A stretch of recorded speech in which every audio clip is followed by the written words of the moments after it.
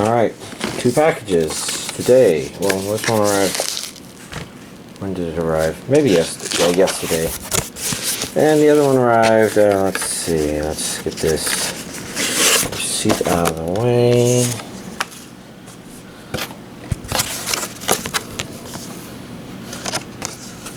I recognize that.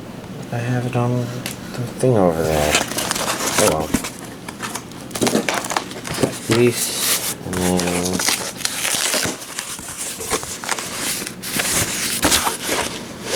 that seems to have gotten everything there. And before we go through all of this stuff, let's just create a pile like that. Got some non-anime stuff because it sounded like Last Jedi hit DVD Blu-ray. I'm like, I should probably get that, but then it turned out it hit digital. So I got A Monster Calls. Don't know exactly what it's like, but I've heard. I got Justice League on DVD because I figured might as well. I got Life, you know, got a couple of documentaries. Despicable Me 3 because the first 2 were okay. Includes all new mini movie, and then I think I didn't have War for the Planet of the Apes, and I think that was a newer one. But no, kind of catching up on stuff, sort of thing. Anyways, Haikyu second season arrived. As you can see, I did not get the limited edition version because unlike the limited edition version of Haikyu season 1, that was released after Season 1 had already come out, and I was willing to wait for it, and I think I saw delays, like maybe these are shipping, maybe the premium editions or not. Anyways, that's the way things are. So, no premium edition version of this. Let's see, first of all, as you can see, this release does have an English dub, so this follows up the re-release of Haikyu and not the original release. Oh, this is the second season. Region A only. I don't remember if that's in line with the first one, but I'm assuming it is. One of those trays. 3 discs. That hand is the same as that. Those 3 are the same as those. So that hand is the same. Okay, 2, 3, 4. Interesting. 5.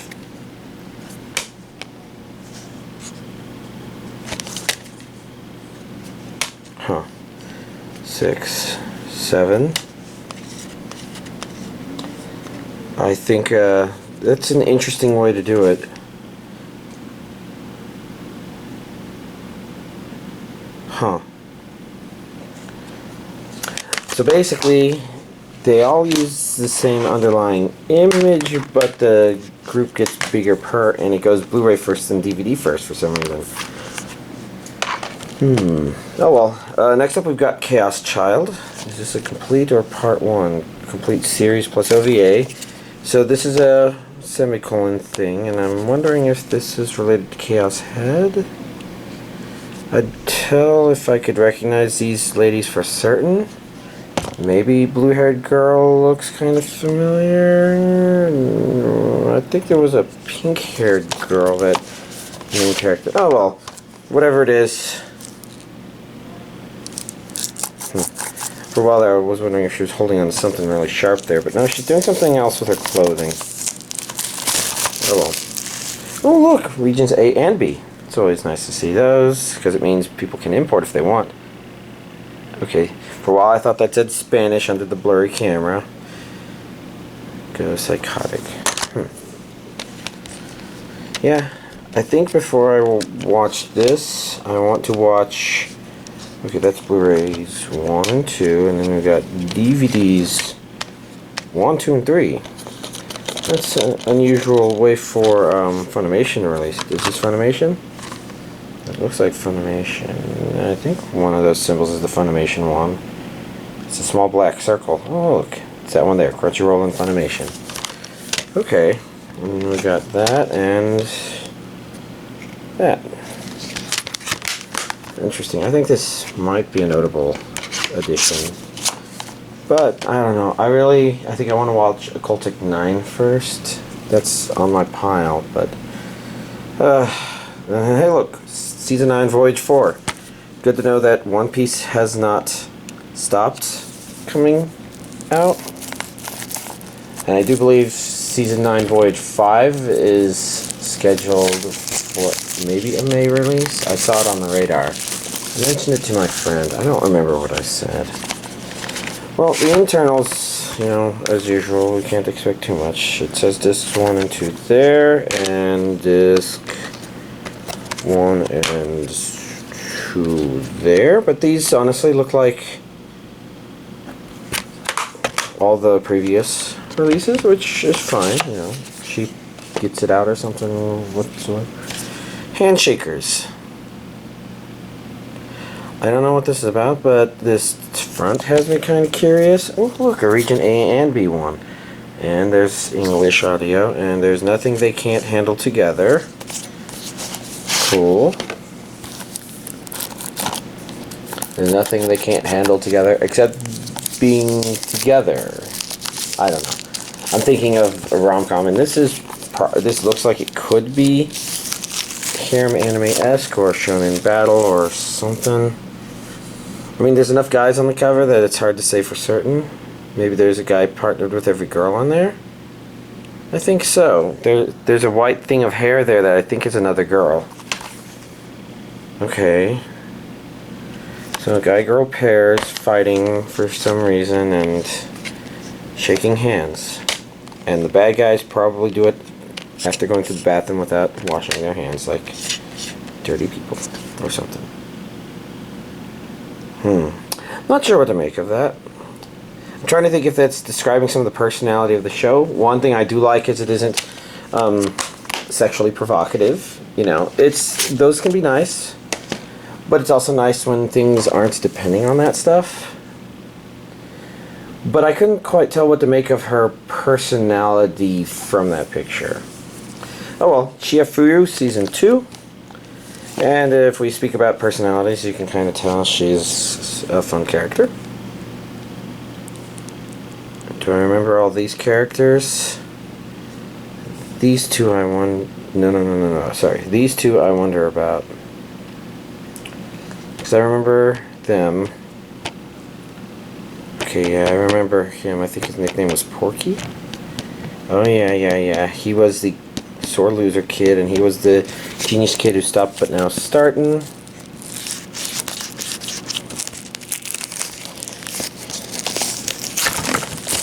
And she somehow liked the game for decades and didn't pick up very basic stuff. Just a weird thing that some shows do. Was there information on the back here? We can see here region A only, English dubbed. Mr. brings new members. So I'm guessing there's some new members on the front thing, and those are the people I don't recognize. Okay, so we got Season 2. This is the DVD version coming first for some reason. I don't remember her. I seem to recall she wasn't that pleasant a person.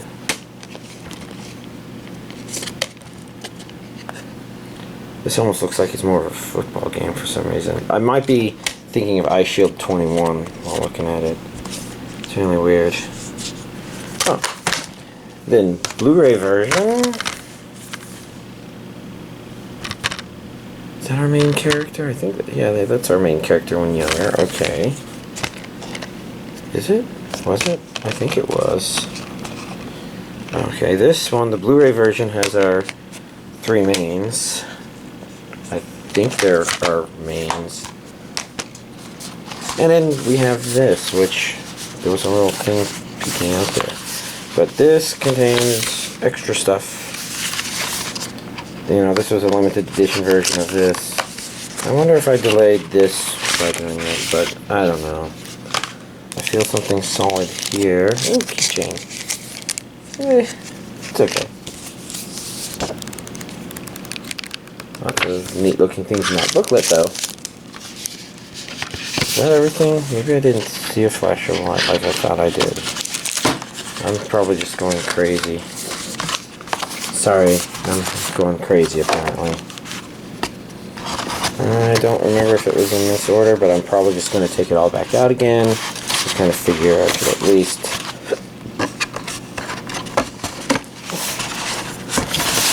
this and this, and say here's this week's anime DVD collection update. Has an entire week really gone by and I've only watched maybe 4 more episodes of this? I guess I've just been doing that a lot lately. But content wise, this one I mentioned last week that I was a bit curious coming off of Izetta the Last Witch, and this kind of felt like there was a sort of similar vibe to it in terms of, oh, here's a cute girl and her effect on war sort of thing, and wondering what it was. And I was concerned a little bit about where it ended, mostly because it seemed like it was ending in a setup for a kind of more catty interaction, I guess, of characters, because it's like all the fog ships are represented by girls. They don't all look like that, of course, but it seemed like it wasn't quite cute girls doing cute things like Kantai Collection could sort of be, but I don't know. I guess I was just wondering, is this something where, oh yeah, they're just constantly fighting stuff and I don't really care about the fighting? I want to see character interaction dialogue because they introduced a really curious world, I guess. And I think it's been actually balanced pretty well from what I've seen. The last episode I watched, I wouldn't say it was bad by any stretch of the imagination, but it was a little weird. No, not like weird, but more like I don't know what I thought about it per se. I'm kind of curious where some of the characters are going because they're establishing this kind of unexpected thing that I didn't expect. Like I mentioned last week, I was kind of wondering if I wanted something with a bit more character interaction, and it kind of happens, and at the same time the combat and action stuff that does happen is actually pretty good. So I think I'm fine with continuing to watch it. I'm falling behind on so much stuff. I mean, one of the things that arrived this week, oh my god, I want to watch all the things that arrived this week. And at the rate I've been watching stuff, that ain't going to happen, is it? But I should focus on finishing this.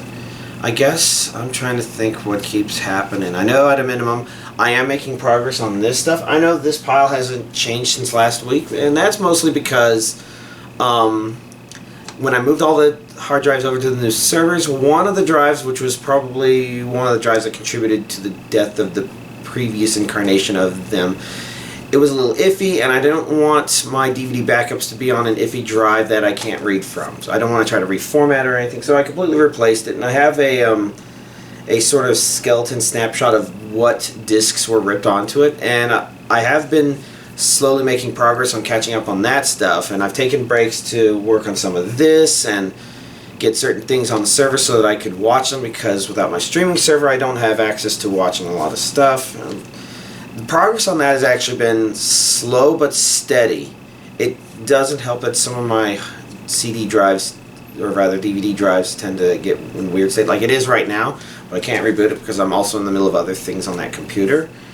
And basically, I should have everything ripped that was piled in front of the bookcases, everything on those bookcases, and I'm at least halfway through stuff on this bookcase. There may be a small concentration of stuff near the bottom, but then after that it's just the NISA stuff there. There's a couple things stacked up there like Pandora Heart, I remember was on the list. There may be a couple of others. I'll figure that out after I'm done with these. And then the boxes I have in my bedroom back there, I have to start cataloging what's in there so I can re-rip the ones that need to be re-ripped from that. So the progress is actually going pretty steady. I wouldn't call it quick. It's not slow either per se, but given the amount of anime DVDs and Blu-rays I'm processing, just shuffling stuff around to reorganize stuff, I mean, I haven't even showed y'all that, and I'm sitting over here too far away from the camera to point it now that I'm thinking about it. You know, it's been progress, but I haven't actually worked on the coding of my streaming server, which doesn't matter because if I start working on the coding, I'm getting kind of close to the point where if I finish it, I really need to rebuild this machine so I have a good database server. And so, you know, there's parts, and I finally buckled a little bit and started playing around with RPG Maker Fez a little bit. You know, I plan to make something not... See, I've played with an RPG Maker before, maybe it was RPG Maker 2000, and if it was a PC version of something that was also known on other systems, it was a PC version of it. But my intention is to create a story that I've kind of decided, this seems to fit. And I bet a lot of people have made stories kind of like those, so I just want to see if I can construct something small and simple. Of course, my idea of small is it's not going to be a 20-hour epic or anything like that. But of course, it just means a lot of time tweaking and understanding the mechanics of the thing, because like monsters have raw combat numbers, while so I don't think you can make them scale relative to the hero. Which basically means I need to understand how the stats interact with each other, or at least get a good enough feel such that I can create something that I find entertaining. Because that's the real goal here, is I want to see something come to fruition, and I want it to be something I consider entertaining. I don't know exactly what that means, because I've got just a handful of ideas and an idea of what I want to do with them, but also thoughts of maybe certain things get shuffled. Oh well, I don't know. If that ever comes to fruition and I decide, yeah, I'll put it out there, then I'll maybe try to remember to let people on YouTube know, if y'all can search for it. Not that it's going to be that notable. Just, I don't know, stuff, lots of distractions with friends and family. Oh, yeah, that's right. I did watch the Lego Ninjago movie. Yeah, it's not that. The Lego Ninjago movie. You know, the Best Buy Lego Ninjago movie. I should take that sticker off. And it was surprisingly good. I was kind of afraid that it was a little too Lego franchisey to necessarily be good, and I'm not familiar with the Ninjago franchise, so I wasn't sure what to think about it going in, and I have to say, coming out of it, I would actually rate it higher than the Lego Batman movie.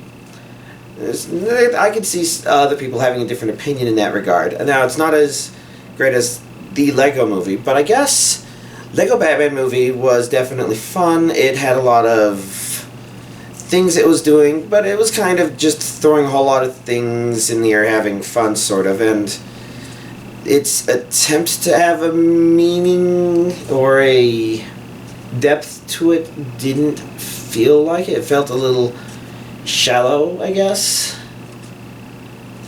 And it wasn't unfun. It was just, you know, it wasn't like the Lego movie. So it definitely rated lower than the Lego movie in that regard. And Lego Ninjago movie, I mean, it's